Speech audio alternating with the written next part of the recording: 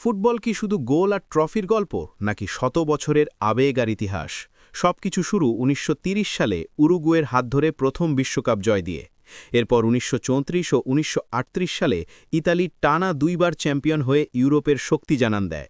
যুদ্ধ থামিয়ে দেয় ফুটবলকে, কিন্তু ১৯৫০ সালে ফিরে এসে উরুগুয়ে আবার চমক দেয়।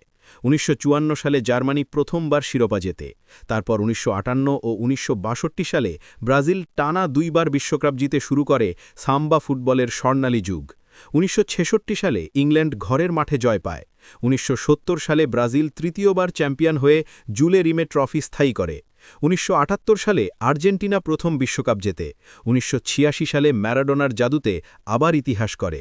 ১৯৯৪ সালে ব্রাজিল চতুর্থবার, ১৯৯৮ সালে ফ্রান্স প্রথমবার, ২০০২ সালে ব্রাজিল পঞ্চমবার বিশ্ব চ্যাম্পিয়ন হয়।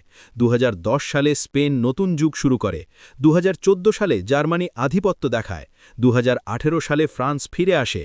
আর ২০২২ সালে মেসির হাত ধরে আর্জেন্টিনা লিখে ফেলে ফুটবল ইতিহাসের সবচেয়ে আবেগঘন শেষ অধ্যায়। এটাই বিশ্বকাপ, এটাই ফুটবল।